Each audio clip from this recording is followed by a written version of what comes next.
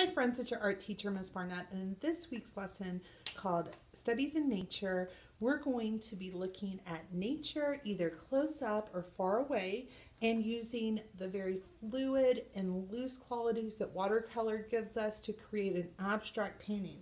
Now, an abstract painting focuses on using line, shape, and color to express feeling or mood rather than exactly what the image looks like.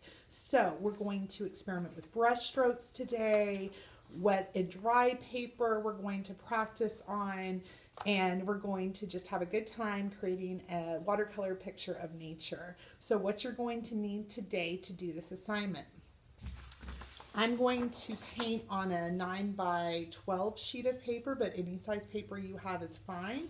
I also took some scraps, so you're going to want two practice sheets of paper. One we're going to wet and one we're going to do dry. You're going to need some paper towels to blot your brush on, as well as a clean kitchen sponge to wet and dampen your paper when we paint. Since we are using watercolor, you're going to need a watercolor set today, as well as a water cup with a couple of different size brushes or different styles of brushes if you have those available to you. If not, don't stress it, just do your best, forget the rest, and we're going to have a great time today. So gather your materials, meet me back here, and I'll show you how to experiment with wet on wet and dry on wet and different types of brush strokes that your brushes can give you. Let's get started. All right, kiddos, so I've got my two practice papers here. I'm going to start with the dry on wet on dry, so the paint's wet on a dry piece of paper. That's what that means. And I'm going to show you some things you can do with a round brush. So this is a round brush. You can tell it's round because at the bottom where it meets the ferrule, it's round. We also have a smaller brush we're going to experiment with today. It's also a round. And I have a flat brush here. And you can tell it's flat because if you look at the ferrule, it is flat where it meets the ferrule. So we're going to start with the round brush today. And there's lots of things that you can do with these brushes. So let's start with varying the pressure. So I'm going to, I'm going to pick a green, I think. Something dark. Wet my brush, let my paintbrush dance on my paint like a ballerina. And then we're just going to vary the pressure. So I'm going to start pressing very hard, and I'll press really hard going across. And then, we can press lighter and lighter still. And the lightest. So that made us different line widths.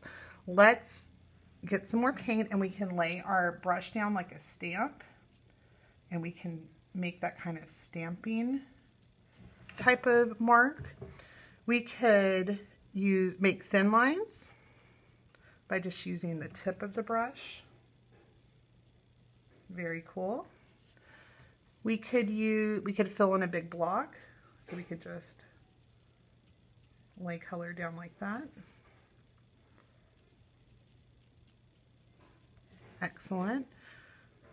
We could drag the brush to reveal the texture of the paper, and we could separate the bristles. So I can go in here and separate these bristles out. Get some paint, and I can make a kind of a rough texture with this. Very cool. Now, the flat brush, we could make rectangles with this. I'm going to do a different color for the flat, so we can make a rectangle very easily. We could create straight lines by holding it sideways. Excellent. We can drag the brush across the paper to create tiny parallel lines. Cool. We could make a zigzag pattern. That does that very easily. And we can make little dots using the corner. Excellent. And we can make short lines with the tip of the brush. Cool. So you experiment that on your dry paper. Pause the video, and then when you're done, come back and I'll show you how to make the wet paper, wet on wet. All right, kiddos, so I have a sponge here. This is just a kitchen sponge that I cut into pieces. I'm going to dampen the sponge and squeeze out all of the extra water so it's just damp to the touch. And then I'm going to go back and forth, not tearing my paper, not wrinkling my paper, and apply water until the paper is shiny. It's looking pretty shiny to me. So let's try some of those mark making, let's try some of those marks again. Using my round brush. Oops. Using my round brush, I'm gonna vary the line. Put some paint on my brush by varying the pressure. Heavy pressure, lighter pressure, lightest pressure. Then we can use the side to create a stamp like we did before. We could create thin lines with the brush's tip. We could fill in a block like that. We could drag the brush across to reveal the texture of the paper, and we can separate the bristles just like we did before to make a textured type of line. Let's try our flat brush.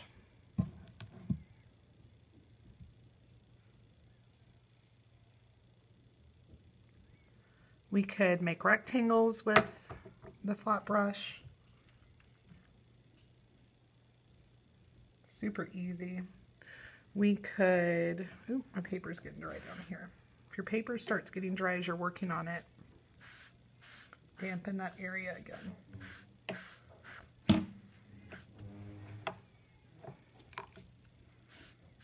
There we go. All right, so we've made rectangles. Let's create straight lines by holding it sideways. Cool.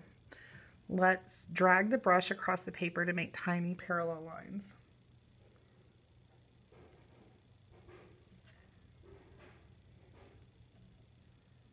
Cool. We can make a zigzag pattern.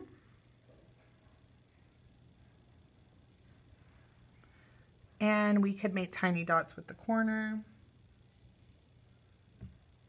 And we can create short lines with the brush's tip. There we go. So do you notice the difference between the dry paper and the wet paper? The wet paper comes out very fuzzy and kind of softer, where the dry paper makes a much harsher type of line. So cool. All right, so now that you've practiced, we're going to start working on our painting. Okay, kiddos, so I've got my paper, I've got my water cup and brushes, I've got my sponge, I've got my paper towels to blot on, and I've got my paint palette. Now remember, when we're changing colors, you're going to wash the brush, wipe the brush, and then blot the brush on the paper towels before you pick up your next color. When we paint today, we're going to paint the lighter colors and the large areas first, and then we're going to finish with the dark colors and the details. If you want to have white in your picture, just leave the paper white. The white in here is really just it won't paint white, but it's for mixing these colors lighter. So get your setup going, and I'm going to start painting and you can watch. Here we go.